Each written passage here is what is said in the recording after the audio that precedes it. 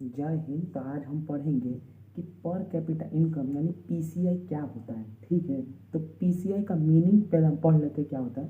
कि PCI is average income measure the average income earn by per person in a given area in a specified year. It's calculated by dividing the area total income by its total population. तो देखिए, PCI का मतलब होता है per capita income, इसको पर head income भी बोलते हैं, पर हेड इनकम।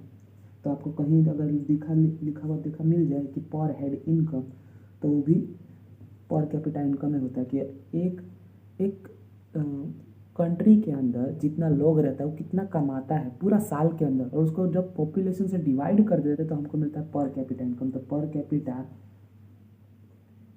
इनकम का फॉर्मूला क्या हुआ कि एक पहला साल में कितना कमा रहा है, income on by total population, की टोटल पॉपुलेशन वो कंट्री का कितना है। तो एग्जांपल से समझा देते हैं कि मान लीजिए इंडिया है, इसमें 5 तरह का लोग रहेगा, A B C D E. ए कमा रहा है समझ लीजिए 10 रुपया पूरा साल में, एग्जाम्पल है दिल पे मत लीजिएगा। बी 20 रुपये कमा रहा है, सी समझ लीजिए 30 रुपया कमा रहा है, डी ई भी 20 रुपया कमा रहा है, और ई ससुरा 50 रुपया कमा रहा है। तो गिन लीजिए 10 + 20 + 30 कितना हो गया, 30 30 60 60 और 20 80 80 और 50 130 130 हो गया। तब कितना लोग थे, 130 सॉरी 5 लोग थे, 130 रुपया का। तो इनकम अर्न कितना हुआ, ये हुआ आपका इनकम अर्न कितना हो गया, 130। टोटल पॉपुलेशन कितना था, 5 लोग, तो 5 से डिवाइड कर दीजिए, 130 डिवाइडेड बाई 5, तो 30 डिवाइडेड 5 कितना आ गया, 26 रुपया एवरेज इनकम निकला। एवरेज मतलब बोल सकते हैं कि काल्पनिक, कि इतना कमाता था, लेकिन ये तो 10 रुपया कमाया तो उसका एवरेज इनकम 26 निकल गया। तो पर कैपिटा इनकम खाली दिखाने के लिए होता है, हो सकता नहीं कि ऐसा जरूरी हो कि उतना ही हो। ठीक है, अब आगे पढ़ लेते हैं कि current per capita income is 1.5 lakh. मतलब अभी का जो 2022-23 का अगर हम बोले तो 2022-23 में पर कैपिटा इनकम है 1.5 लाख। मतलब एक साल के अंदर कोई आदमी औरत 1.5 लाख रुपया कमा रहा है हर एक।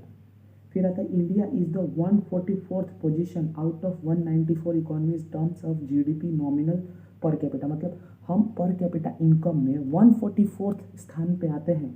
कितना कितना है, 194 में 144th पे आते हैं।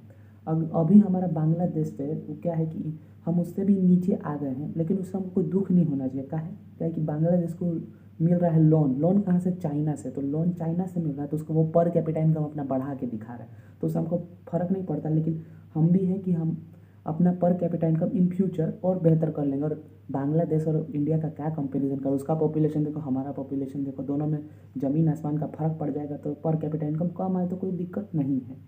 India is the 5th largest GDP in world.